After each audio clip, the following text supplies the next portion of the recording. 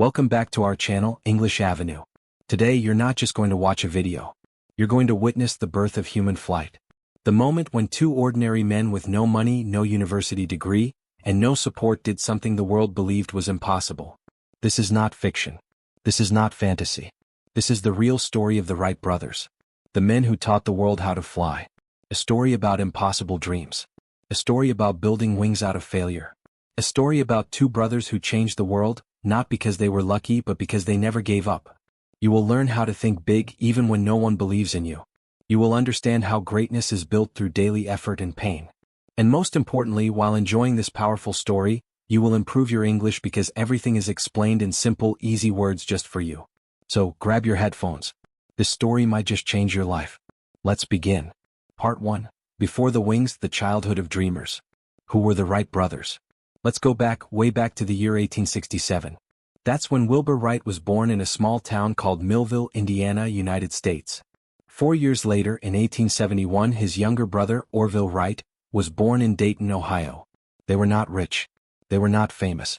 Their father was a bishop, a religious leader, and their mother was a homemaker with a talent for fixing and building things. Their house was simple. Their life was ordinary. But inside their hearts lived an extraordinary curiosity. One day, when Wilbur was around 11 and Orville was about 7, their father came home from a trip. He brought them a small toy helicopter made of bamboo, cork, and rubber bands. It was based on a design by a famous French inventor. When they twisted the rubber bands and let it go, it flew into the air. The brothers were shocked, amazed. The little toy stayed in the air for a few seconds and then fell. But something had awakened inside their minds. What if we could make something big that flies like that? They played with it until it broke and then started building their own versions. The dream of flight was born in their childhood.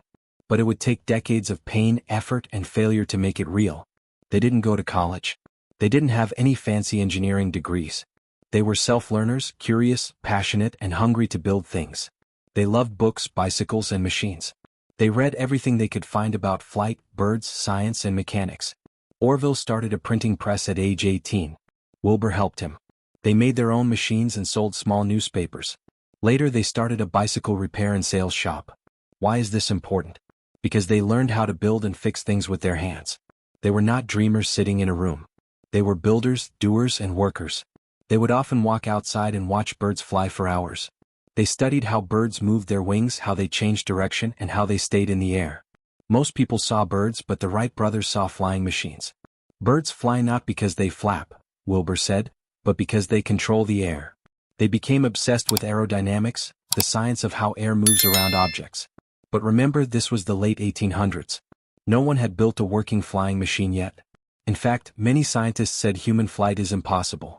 But the Wright brothers didn't listen because they had something more powerful than facts. They had belief. Around 1892, the brothers opened their Wright Cycle Company in Dayton, Ohio. They fixed and sold bicycles and used their income to fund their dream of flight. They used their shop like a lab. They built models of wings, tested gliders made from wood and cloth, failed again and again and again. But they kept going. They were not looking for fame. They were chasing a vision that only they could see. They read about Otto Lilienthal, a German engineer who built gliders and sadly died in a crash. They studied every book, sketch, and experiment from people who tried to fly. But the brothers realized something important. Most inventors failed because they couldn't control the machine in the air. So the Wright brothers focused on the problem of balance and control, not just power. They experimented with a new idea, wing warping, twisting the wings to control movement just like a bird. And this idea would one day lead them to change the world. By 1900, they started testing gliders in a windy place called Kitty Hawk in North Carolina. Why there? Because it had strong, steady winds, soft sand for crash landings, and few people. They didn't want the public to laugh if they failed. They packed their tools, left their comfortable shop, and walked into the unknown. They lived in a tent, built their own workshops, and cooked their own food. There were no cameras, no reporters, no awards. Just two brothers, sand on their shoes, grease on their hands, and a sky full of dreams. Every day they carried heavy gliders up hills, tested flights, crashed, rebuilt, tested again. They made more than 700 glider flights before even thinking of adding an engine. That's how much pain, failure, and effort they went through. Silently, patiently, without applause. After all their glider experiments from 1900 to 1902, the Wright brothers had proven one thing clearly: they could make a machine glide through the air and control it. But now came the real challenge. Could they make it fly with a motor? Not just ride the wind but create their own power. This was no small step. This was a giant leap into the unknown. They needed something the world had never seen before. A lightweight engine, a strong but light propeller system, a way to keep the machine balanced while flying on its own. No one had done this before. No textbook could help. They had to invent everything from scratch. The brothers didn't know much about engines. So what did they do? They read. They studied. They experimented. They tried to buy a lightweight gas engine from manufacturers, but no one had what they needed. Most engines were too heavy, built for cars or machines on the ground. So guess what they did? They built their own engine. With the help of their friend and mechanic, Charlie Taylor, they built a 12-horsepower gasoline engine using aluminum, a rare choice at that time. It was only 180 pounds, 82 kilograms, yet powerful enough to turn 2 propellers. No one gave them instructions. They just figured it out. Every single part was built by hand. Let that sink in. While designing the plane, they realized something every other inventor got wrong. Most early planes had bad propellers. They were just like boat paddles and pushing air backward. But the Wright brothers said, a propeller is not a paddle. It's a rotating wing. This was a revolutionary idea. They spent months testing different shapes using math, wind tunnels, and intuition. Eventually they created curved wooden propellers, each 8.5 feet long, that could cut through air like wings. The design was 95% efficient, more efficient than many modern propellers today. That's how far ahead they were. The final machine they built was called the Wright Flyer, 1903. Let's break it down. Wingspan, 40 feet. Weight, 605 pounds.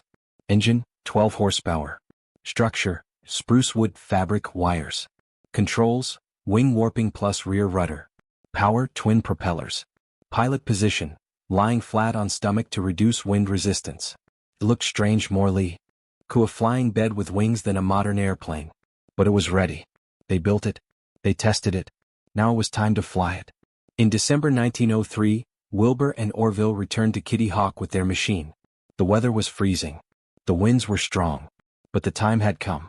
They set up the Flyer on wooden tracks to help it move forward without wheels. They used a launch rail system since they didn't have runways. The plane had no cockpit, no seat belts, no protection. It was just raw wood, cloth, gasoline, and guts. First attempts. On December 14th, they tried to fly for the first time. Wilbur was the pilot, but during takeoff the machine lifted too quickly, stalled, and crashed. They repaired the damage, adjusted the controls, and tried again. No crying, no complaining, no giving up. On the morning of December 17th, the wind was strong, about 27 miles per hour. Orville and Wilbur flipped a coin. Orville won. He would be the first. At 10:35 a.m., with only 5 local witnesses watching, Orville Wright lay flat on the Flyer. The engine roared to life. The plane shook and then it lifted. Not far, not high. But it was the first time in human history a powered machine with a pilot lifted off the ground, stayed in the air, and landed safely. Flight time, 12 seconds. Distance, 120 feet. History made. They made 3 more flights that day. The longest was 59 seconds, flying 852 feet. It was cold. The machine was basic, but they had defeated gravity. No celebration, no parade, just a photo and a letter to their father. One of the witnesses, John T. Daniels, took a photograph of that first flight. That photo, with Orville in the air and Wilbur running beside, would become one of the most famous images in history. 2 brothers, 1 dream, and the sky was no longer the limit. Part 2. The world doesn't believe you until you win. You would think the whole world would celebrate, right? The invention of the airplane, humanity's first flight. But no. The news of their flight was met with silence, doubt, and mockery. Many major newspapers, even the New York Times, either ignored the event or refused to publish it. Why? Because the idea of human flight still sounded like a joke to many people. They said things like, if it was real, the government would be involved. We didn't see it, so it didn't happen. 2 bicycle mechanics cannot fly before trained scientists. The Wright brothers were rejected, dismissed, and insulted. But they didn't get angry. They didn't scream. They just said one thing in their hearts: we'll fly again and again until the whole world sees it with their own eyes. After the success of 1903, they returned home to Dayton, Ohio. But they didn't celebrate. They went right back to the workshop. They knew the first flight was just the beginning. The plane flew only 120 feet. That's good, but not enough to convince the world. So they decided to build a new airplane. one that could stay in the air longer, fly in circles, carry passengers, and fly in front of people. To prove the truth, this new model would be called the Flyer 2 and then later Flyer 3. They improved the engine power, the wing shape, the steering system, the stability in the air. Their small shop became a laboratory of the future of flight. You might wonder, why didn't they show the world immediately? Because they were smart. They knew if they showed everything too early, others might copy their design and steal the invention. So from 1904 to 1905, they continued testing flights in private fields near Dayton, flying in secret. But even in these hidden places they made giant progress. By 1905, their Flyer 3 could fly 24 miles, stay in the air for 38 minutes, make controlled turns and circles. They had now built the first real airplane, a machine that could stay in the air, land safely, and be flown again. They had done it. But still no one believed them. Can you imagine? You invent the impossible. You do it again and again. But no one is watching. No one is listening. And no one cares. In the early 1900s, other inventors started claiming they had made planes too. But most were failures. Unbalanced machines that crashed after short hops. One name stood out: Samuel Langley, a respected scientist with government funding. He had a huge team. He built a flying machine using boats and steam engines. But every time he launched it, it crashed. Meanwhile, the Wright brothers, with no funding, no fame, and no support, were flying successfully and safely. Finally, people started asking, who are these bicycle mechanics from Ohio? The Wright brothers were not just inventors. They were businessmen. They wanted to sell their invention to the US Army, European governments, private investors. But everyone said the same thing: show us your machine flying. The brothers replied, we'll only show it after you sign a contract. Our design is secret. This back and forth lasted for years. No one wanted to sign first. Everyone was afraid of being fooled. So the Wrights stayed stuck, flying in private, waiting for someone brave enough to believe. During this time, many people around the world tried to steal the credit. A Brazilian inventor named Alberto Santos Dumont made public flights in Paris in 1906, years after the Wright brothers. And the media celebrated him like the true inventor. What? Because he flew in front of people. That's all it took. But the Wright brothers were being smart, cautious, and protective. And because of that, they were being forgotten. Imagine watching someone else being called the father of flight while you sit at home holding the real invention. It's painful. It's unfair. But again, they stayed silent. They just kept preparing. In 1907, a French military group reached out. They were interested in the Wright airplane. The brothers saw a chance finally to prove themselves. So in 1908, the Wright brothers made a huge decision. Wilbur would go to France to give public demonstrations. Orville would stay in the US and do the same for the American military. It was time to prove the world wrong. Live in front of everyone. But this time they were not just testing. They were risking their lives to defend their truth. In May 1908, Wilbur Wright landed in France with a mission: to show Europe that the Wright brothers had already conquered the skies. But when he arrived, there was no excitement. The press was doubtful. Inventors in France believed their own designs were better. Many thought Wilbur was a liar. They said things like, "This American says he can fly. Let him prove it." Some newspapers even joked about his clothes, saying, "He dresses like a farmer. What could he possibly know about flying?" Wilbur didn't argue. He didn't explain. He just went to work. The airplane had been shipped in boxes from America. Some parts were damaged. Others were missing. Tools were delayed. So Wilbur had to rebuild the Flyer himself in a workshop, piece by piece. Imagine this.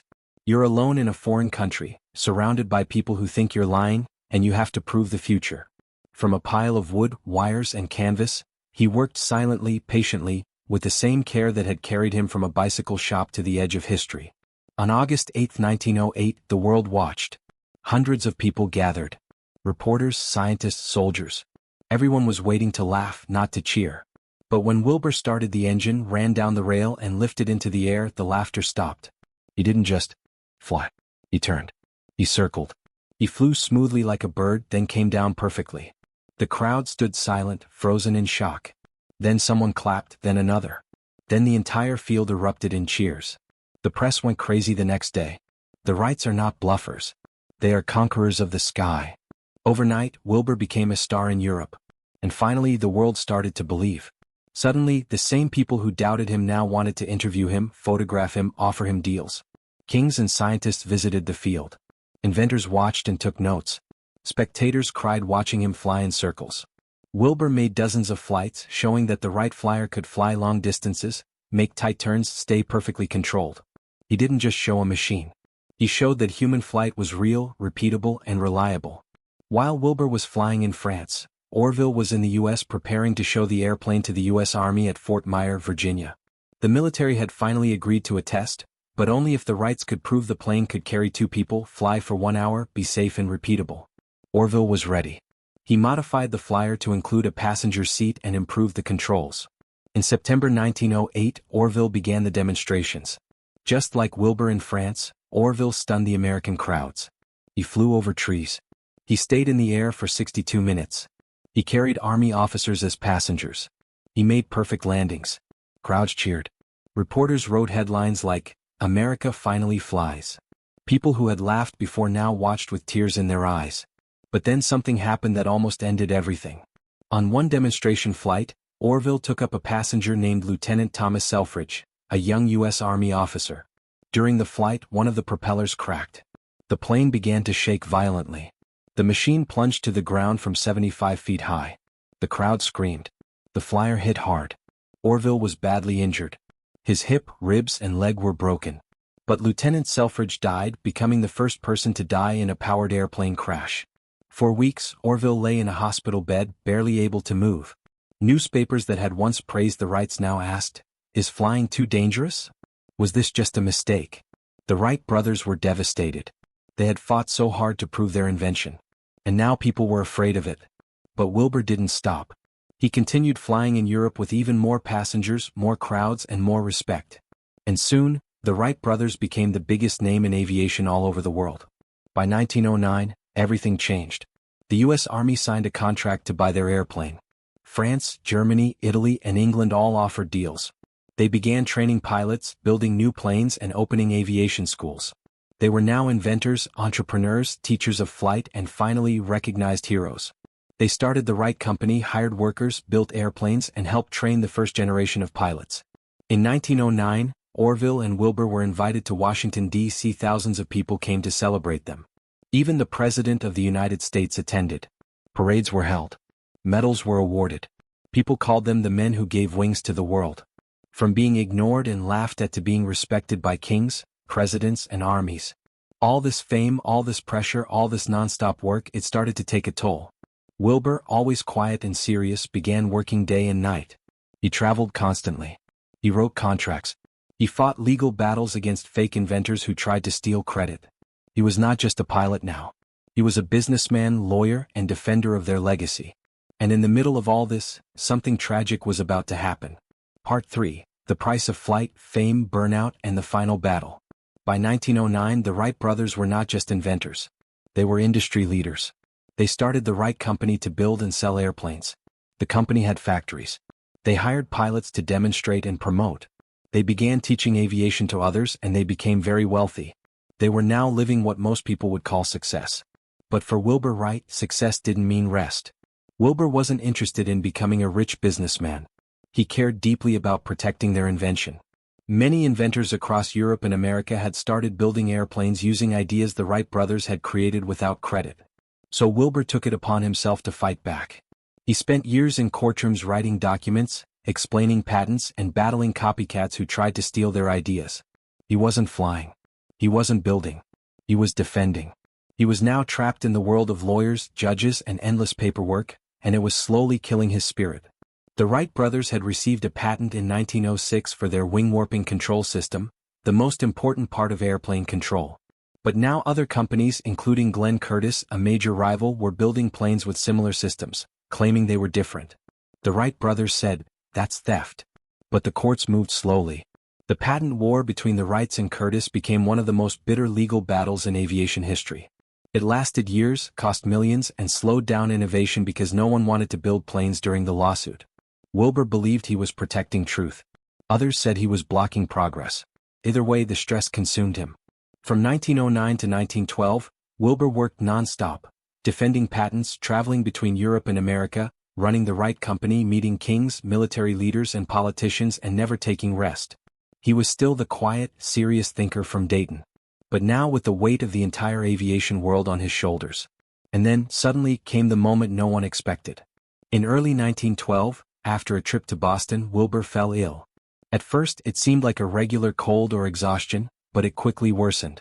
He was diagnosed with typhoid fever, a deadly bacterial infection spread through contaminated food or water. He became weaker each day. His mind, once sharp like a blade, became foggy. His body, once strong from lifting gliders, could no longer move. Orville and his sister, Catherine, stayed by his side, praying, but nothing helped. Wilbur Wright died at the age of just 45. The man who gave wings to the world was now gone. The loss was devastating. Orville was crushed. Catherine wept. The world mourned. The New York Times wrote, "A great soul has passed. He gave man the power of flight and took no joy in glory." Wilbur didn't live to see the rise of commercial aviation, the airplane's use in world wars, or even the age of global travel he made possible. But his legacy had already taken off. After Wilbur's death, Orville took over the Wright Company, but he was never the same. He didn't enjoy the business. He didn't want to fight in court anymore. He missed his brother deeply. In 1915 he sold his shares of the company and stepped away. But Orville continued to experiment privately with airplanes, serve on aviation advisory boards, promote aviation safety and innovation, and preserve the Wright legacy. He lived for decades after Wilbur, but he never stopped saying the Wrights were two, not one. World War I. Soon after Wilbur's death, the world saw something that would have broken his heart. Airplanes were used in war. In World War I, 1914 to 1918, planes dropped bombs, spied on enemies, and engaged in deadly dogfights. The machine created to lift humanity was now being used to destroy it. Orville once said, "I wish we could have invented something more useful than the airplane." Even though they had changed the world, they hadn't imagined this kind of future. As time passed, the Wright brothers became global legends. Airports were named after them. Their plane, the 1903 Wright Flyer, was placed in the Smithsonian Institution in Washington, D.C. Stamps, medals, books, and museums celebrated their name. In 1939, on the 36th anniversary of the first flight, President Franklin D. Roosevelt declared National Aviation Day in honor of Orville's birthday. Orville lived long enough to see the rise of jet engines, the invention of helicopters, and even the breaking of the sound barrier in 1947 for years after his death. On January 30, 1948, Orville Wright died at age 76 from a heart attack. He had lived long enough to witness 2 world wars and decades of transformation in aviation. Part 4. The Sky Belongs to Dreamers. The Eternal Legacy of the Wright Brothers. After Orville's death in 1948, the world paused to reflect on what these two men had given us. Let's be clear, they didn't just invent the airplane. They invented a new world. Because of their courage, persistence, and belief, the following became possible. The age of aviation. Planes now fly millions of people every day. You can travel across the globe in hours, not months. You can eat breakfast in New York and dinner in Paris. All because of their invention. Space exploration. The first rocket, the first man in space, the moon landing in 1969. None of this would have been possible without the first flight in 1903. Helicopters, jets, and drones. Modern flying machines of all kinds came from the basic principles the Wrights developed. Global unity. Families connect across continents. Cultures meet and share. Emergencies receive help faster. The airplane changed how humanity lives, connects, and survives. And it all began with 2 brothers in a bicycle shop in a small town with a dream the world laughed at. The iconic photo from December 17, 1903, Orville flying, Wilbur running beside him, is now one of the most shared images in history. It's more than a photograph. It's a symbol. A symbol of human courage, believing in the impossible, building with your own hands, and never, ever giving up. Even though they succeeded, there's something heartbreaking about their story. Wilbur never got to see global air travel, witness commercial airplanes, watch the world rise into the clouds. He died too soon in 1912 at just 45 years old after spending his final years fighting to protect the invention instead of enjoying it. And Orville, though he lived longer, often lived in bitterness and loneliness. He watched people forget Wilbur, watched companies use their designs without thanks, and sometimes questioned if it was all worth it. They never had families. They never got married. They never retired to relax. They gave everything, their youth, health, and peace, to give us flight. This is why their story is not just inspiring. It's also tragic. They made the world fly, but they carried the weight of the sky alone. Let's pause here. Let's breathe. And let's remember what this story truly teaches us. Because you are not just watching a biography. You're learning about what it means to dream. You don't need permission to start. The Wright brothers didn't wait for funding, degrees, or approval. They just started with whatever they had. Start with your small workshop. Start with your hands. Start with your heart. Failure is a part of the blueprint. They failed hundreds of times, crashed again and again, but each crash taught them something new. Don't fear failure. Fear not learning from it. Stay silent. Let your work speak. They were rejected, mocked, and ignored, but they never shouted. They just kept working. Real power is quiet. Believe when no one else does. Even their own country laughed at them, but they kept believing.